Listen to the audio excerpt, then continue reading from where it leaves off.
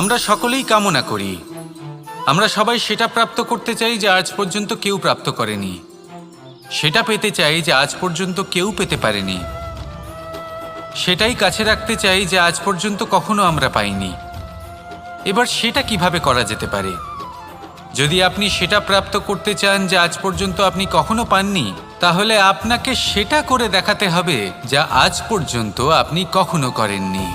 সেই চেষ্টা করতে হবে যা আজ পর্যন্ত কখনো করেননি, সেই পরিশ্রম করতে হবে যা আজ পর্যন্ত কখনো করেননি।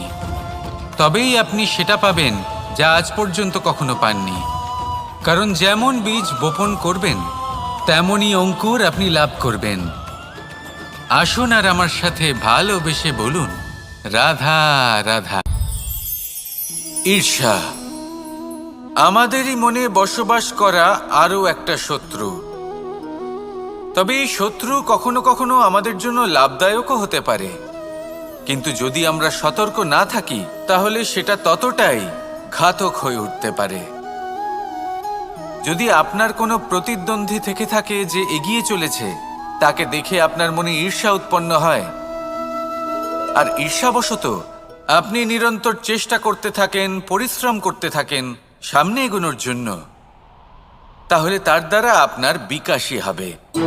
কিন্তু যদি আপনি নিজের বিরোধীকে শেষ করতে দেওয়ার জন্য অগ্রসর হন, তাকে বিনাশ করার জন্য অগ্রসর হন, তাহলে এই ঈর্ষা প্রথমে আপনার বিনাশ অবশ্যই করবে। একটা কথা আছে,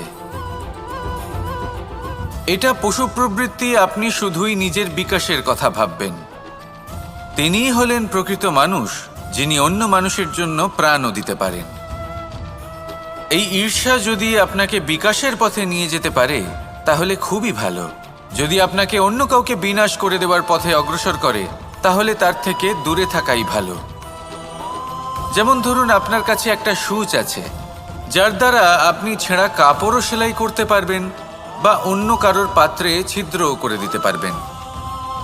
আপনি কি চাইবেন, নিজের বিকাশ নাকি অন্য কারোর বিনাশ? সিদ্ধান্ত আপনারই। আসুন আর আমার সাথে ভালোবেসে বলুন, রাধা রাধা। সময় এবং ধন, একটা যা প্রকৃতি আমাদের দান করেন আর একটা যা আমরা নিজেরা অর্জন করি। কিন্তু যখন হারিয়ে ফেলার প্রসঙ্গ আসে তখন আমরা এই দুই একসাথে হারিয়ে ফেলি। এই সময় যদি আপনি গুনতে থাকেন তাহলে তা এমনিও নষ্ট হয়ে যাবে, কারণ সময় গণনা করতে আপনি যে সময়